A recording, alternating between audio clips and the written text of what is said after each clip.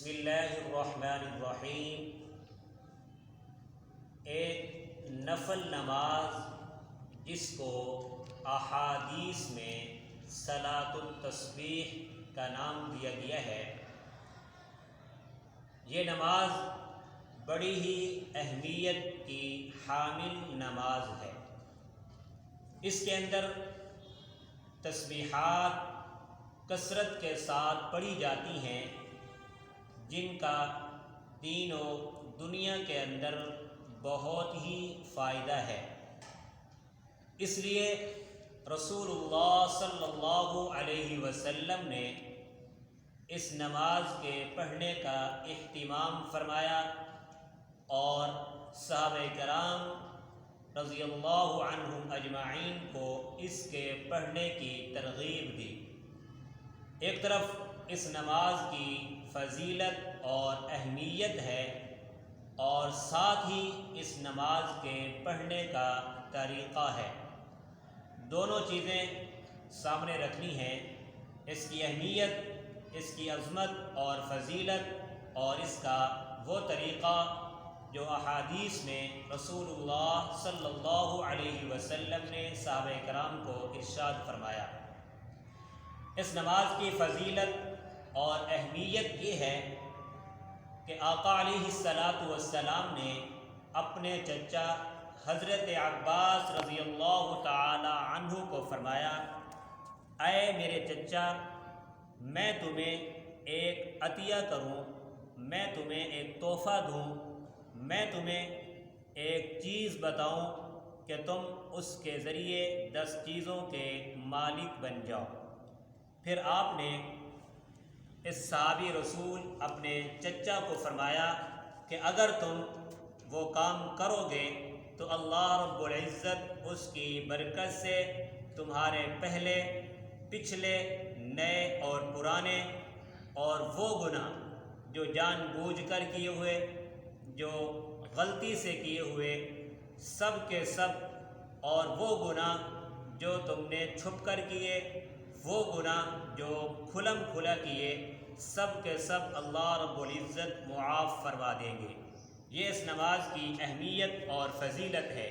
ایک دوسرے صحابی وہ فرماتے ہیں کہ اللہ کے محبوب پیغمبر صلی اللہ علیہ وسلم نے مجھے ارشاد فرمایا کہ کل صبح کو میرے پاس آنا، میں تمہیں ایک عطیہ دوں گا، ایک چیز دوں گا۔ جب یہ صحابی فرماتے ہیں کہ دوسرے دن میں آپ کی خدمت میں حاضر ہوا، میرے دل میں یہ تھا کہ مجھے رسول اللہ صلی اللہ علیہ وسلم کوئی مال عطا کریں گے۔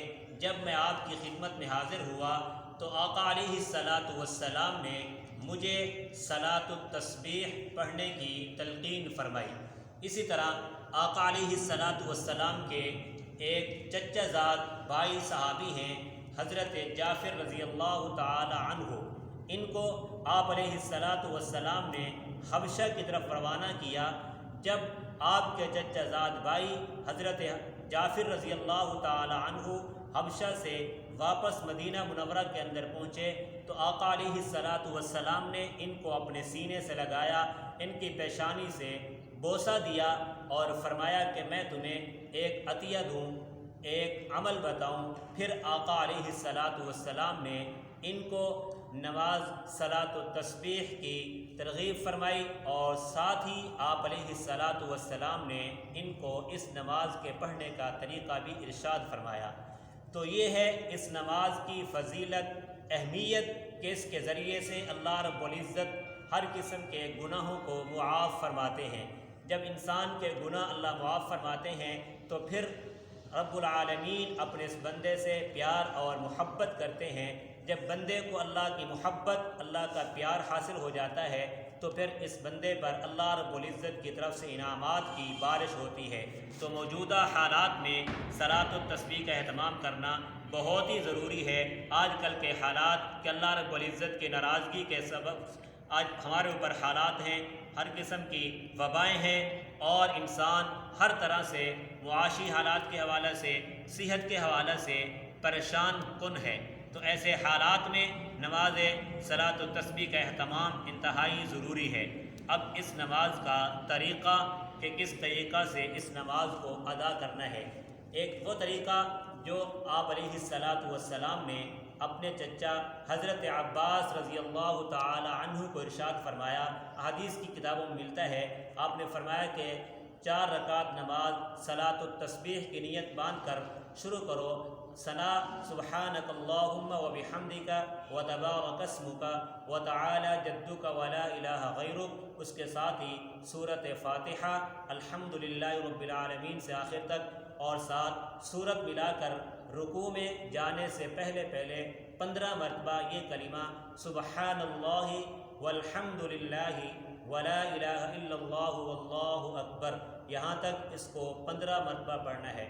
15 مرتبہ پڑھنے کے بعد رکوع کے اندر جانا ہے، پھر رکوع میں یہی تسبیح 10 مرتبہ پڑھنی ہے، سبحان اللہ والحمد للہ ولا الہ الا اللہ واللہ اکبر۔ جب رکوع سے کھڑا ہونا ہے تو رکوع سے کھڑے ہو کر سجدہ میں جانے سے پہلے انہی کلمات کو 10 مرتبہ کہنا ہے۔ 10 مرتبہ پڑھنے کے بعد سجدہ میں جانا ہے، سجدے کے اندر بھی یہی کلمات 10 مرتبہ پڑھنے ہیں۔ سجدے سے اٹھ کر دوسرا سجدے میں جانے سے پہلے بیٹھ کر یہی کلمات سبحان اللہ والحمد للہ ولا الہ الا اللہ واللہ اکبر 10 مرتبہ پڑھنے ہیں۔ پھر دوسرے سجدے کے اندر جانا ہے، دوسرے سجدے کے اندر بھی یہی کلمات 10 مرتبہ پڑھنے ہیں۔ دوسرا سجدہ مکمل کرنے کے بعد دوسری رکعت کے لیے کھڑے ہونے سے پہلے بیٹھ کر یہی کلمات 10 مرتبہ پڑھیں، اور دوسری رکعت کے لیے آپ کھڑے ہو جائیں تو ایک رکعت کے اندر یہ کلمات 75 دفعہ ہو جائیں گے، تو چاروں رکعتوں میں یہ کلمات ان کی تعداد 300 ہو جائے گی۔ تو یہ ہے اس نماز کا طریقہ۔ سلام پھیرنے کے بعد پھر اپنے رب سے التجا کریں، دعا مانگیں، جو ضروریات اور جو حاجتیں ہیں اپنے رب کے سامنے پیش کریں۔ اللہ رب العزت وہ دعائیں اور وہ حاجات اپنی رحمت سے انشاءاللہ ضرور جو ہیں پوری کریں گے۔ اللہ ہم سب کو اس نماز کا اہتمام کرنے کی توفیق عطا فرمائے۔